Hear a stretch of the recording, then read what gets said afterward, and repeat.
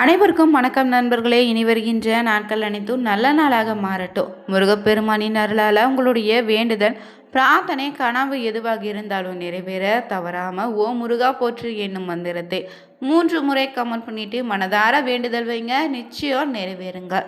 இன்னைக்கு இந்த ஒரு வீடியோ பதிவில் நாம் எதை பற்றி பார்க்க போகிறோன்னா, பலருக்குமே இஷ்ட தெய்வமாகவும் குல தெய்வமாகவும் இருக்கக்கூடிய இந்த முருகப்பெருமானுக்கு நினைத்தது எல்லாம் நாம் நடத்திக்கொள்ள சிறப்பாக அமையக்கூடிய ஒரு நாள்னா தேய்பிரை சஷ்டிங்க.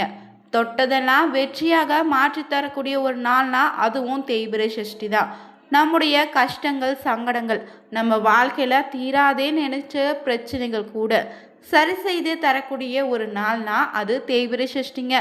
இந்த தேய்பிரை சஷ்டி என்று எந்த முறையில் தீபம் ஏற்றி வழிபட்டால் நமக்கு இருக்கக்கூடிய பிரச்சனைகள் விலகு என்பதை பற்றிய சில சுவாரஸ்யமான பதிவுகளை தான் இந்த வீடியோவில் நம்ம பார்க்க போகிறோம். மேலும் நீங்கள் புதியவராக இருந்தீங்கன்னா மறக்காமல் வேலியிருக்க பைமை சேனலை சப்ஸ்கிரைப் பண்ணிவிட்டு கூடவே இருக்க பெல் பட்டனை கிளிக் பண்ணிக்கோங்க.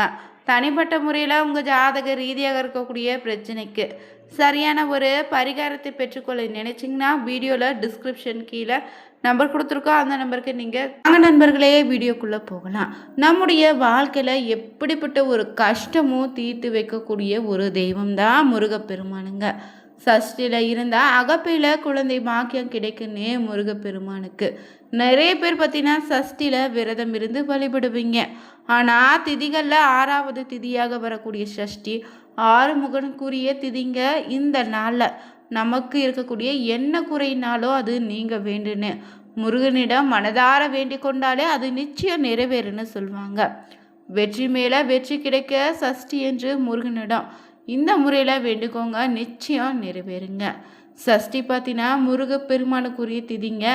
முருகப்பெருமானுக்கு பொதுவாகவே பார்த்தீங்கன்னா வார விரதம், நட்சத்திர விரதம், திதி விரதம்னு 3 வகையான விரதங்கள் இருக்குது. வார விரதம்னா வாரந்தோறும் வரக்கூடிய செவ்வாய்க்கிழமையில விரதம் இருப்பது.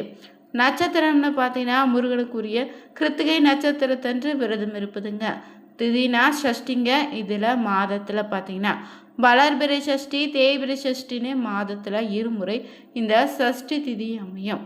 நமக்கு பார்த்தீங்கன்னா தீராத பிரச்சனையில் தவித்தாலும் திருமணம் ஆகாமல் தள்ளி போகுது வருத்தப்படுவங்களும் குழந்தை பாக்கியமும் வாழ்க்கையில் தோல்விகளை மட்டும் சந்திக்கக்கூடிய நபராக இருந்தீங்கன்னா தவறாமல் இந்த சஷ்டி திதியில் விரதம் இருந்து முருகனை வழிபடுங்க. சஷ்டியில் விரதம் இருந்தீங்கன்னா முருகனுக்குரிய மந்திர ஸ்லோகம் சொல்லி தான் வழிபட வேண்டும்னு கிடையாதுங்க. உண்மையான பக்தியோடு மனமுருகி முருகான அழைச்சி தங்களுடைய கோரிக்கையை சொன்னாலே நிச்சயம் அந்த முருகப்பெருமான் பார்த்தீங்கன்னா உங்களுடைய வேண்டுதலை நிறைவேற்றி தருவார். அதுவும் குறிப்பாக இந்த தேய்பிறை சஷ்டி என்று வீட்டிலேயே குறிப்பிட்ட முறையில் விளக்கேற்றி வழிபடுங்க. வாழ்க்கையில் தோல்வி என்பதே உங்களுக்கு ஏற்படாது. மேலும் நீங்கள் தொட்ட காரியங்கள் அனைத்திலும் வெற்றி உண்டுங்க. அதோடு நீங்கள் என்ன வேண்டுதலை முன்வைச்சு இந்த விளக்கை ஏற்றீங்களோ அந்த வேண்டுதல் நிச்சயம் நிறைவேறுங்க. இந்த தேய்பிறை சஷ்டி நாளில் பார்த்தீங்கன்னா செவ்வாய்க்கிழமை நாளான முருகப்பெருமானுக்கு உகந்த நாளோடு இணைந்து வந்திருக்கு. இந்த நாளை அதிகாலை எழுந்து நீராடி வீட்டு பூஜையில் முருகனுடைய படம் இல்லைன்னா விக்கிரகம் வச்சுருந்தீங்கன்னா அதை எடுத்து சுத்தம் செய்து அலங்கரித்து வச்சுக்கிட்டு முருகனுடைய படம் இல்லைன்னா விக்கிரகத்துக்கு முன்னாடியே பார்த்தீங்கன்னா 2 வாழைப்பழங்களை ஒரு சிறிய தட்டில் எடுத்து வச்சுட்டு அந்த வாழைப்பழத்தினுடைய மத்தியில் சிறியதாக குழி போல ஏற்படுத்தி அதில் சிறிதளவு பார்த்தீங்கன்னா நெய் விட்டு திரி போட்டு தீபம் ஏற்றணும். இந்த பஞ்சாமிரதம் எப்படி பார்த்தீங்கன்னா முருகப்பெருமானுக்கு விருப்பமான ஒரு அபிஷேக பொருளோ அதே போல தாங்க முருகப்பெருமானுக்கு பிரியமான வேண்டுதலோ இதுதான். நெய் விளக்காக இதை ஏற்றுவது இன்னும் சிறப்புங்க. இந்த வாழைப்பழ தீபத்தை செவ்வாய்க்கிழமையிலும் கூட ஏற்றி வழிபடுங்க. இருந்தாலும் இந்த சஷ்டி திதியில் இதுவும் தேய்பிறை சஷ்டி என்று ஏற்றுவது ரொம்பவே சிறப்பான பலனை உங்களுக்கு ஏற்படுத்தி தரப்போகுது. இந்த விளக்கை ஏற்றி வச்சு ஏதாவது ஒரு கோரிக்கையை நீங்கள் முருகனிடம் முன்வைங்க, நிச்சயம் மனதார வேண்டிக்கிட்டு அடுத்து வரக்கூடிய சஷ்டி திதிக்குள்ளே உங்களுடைய வேண்டுதலை நிறைவேறுக்கும். பின்னர் அடுத்து வரக்கூடிய சஷ்டி என்று கூட இந்த முறையில் தொடர்ந்து நீங்கள் விளக்கேற்றி நம்பிக்கையோடு வழிபட்டு வந்தாலே நிச்சயம் வாழ்க்கையில் பல மாற்றங்களையும் அதிசயங்களையும் நிச்சயம் உங்களுக்கு நிறைவேறுங்க. மேலும் நாளை பார்த்தீங்கன்னா தேய்பிறை சஷ்டியாக இருக்குது. இந்த நாளாக முருகப்பெருமானை பார்த்திங்கன்னா விரதம் இருந்து வழிபட்டாலே குழந்தை பாக்கியம் உண்டுன்னு சொல்லுவாங்க. இதில் உண்மை என்னன்னு பார்த்தீங்கன்னா, உடல்நல பாதிப்பு, தொழில பாதிப்பு, திருமண தடைன்னு எந்தவித பிரச்சனையாக இருந்தாலும் சரிங்க, இந்த சஷ்டியில் விரதம் இருந்து மனமுருகி அந்த வேலவனை நினைச்சு எல்லாவற்றையும் தீர்த்து வைப்பான்னு பக்தருடைய நம்பிக்கையாகவே இருக்குது. பொதுவாகவே மாதந்தோறும் வரக்கூடிய வளர்பிறை தேய்பிறைன்னு 2 சிருஷ்டி திதி இருக்குது. வீட்டில் இந்த நாளில் வேல் இருந்தால் பார்த்திங்கன்னா முருகவேலுக்கு பால் அபிஷேகம் இல்லைன்னா திருநீர் அபிஷேகம் செய்து மலங்களால் அலங்கரித்து வழிபடுங்க. மேலும் கந்த சஷ்டி கவசம், முருகப்பெருமானுக்குரிய மந்திரங்கள், கந்த புராணம் கேட்பதும், முருகனை போற்றக்கூடிய பாடல்களை பாடி விளக்கேற்றி மனமுருகி வழிபடுங்க. விரதம் இருக்க முடிந்தவங்க நாள் முழுவதும் விரதம் இருங்க.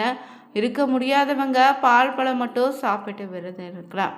மேலும் இந்த சஷ்டி விரதம் இருக்கும்போது இந்த நாள் முழுவதும் முருகப்பெருமானின் பக்தி பாடல்களை கேட்டுப்படியும் பாடிப்படியும் இருப்பது மன நிறைவை தருங்க.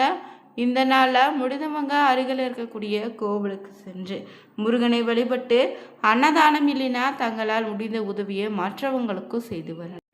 இந்த நாள் பார்த்தீங்கன்னா முருகப்பெருமானுக்கு உகந்த செவ்வாய்க்கிழமை நாளோடு இணைந்து வந்திருப்பதால் எத்தனை விளக்குகள் ஏற்றி வழிபட்டால் என்ன மாதிரியான பலன்கள் கிடைக்குன்னு தொடர்ந்து நம்ம தெரிஞ்சுக்கலாங்க. முருகனுடைய அருளை பெறுவதற்கு தீப வழிபாடு ரொம்பவே சிறப்பான வழிபாடுன்னு சொல்லுவாங்க. அதுவும் செவ்வாய்க்கிழமைகளில் மாலை நேரத்தில் பார்த்திங்கன்னா நெய் தீபம், வெற்றிலை தீபம் ஏற்றி வழிபடுவது ரொம்ப நல்லதுங்க.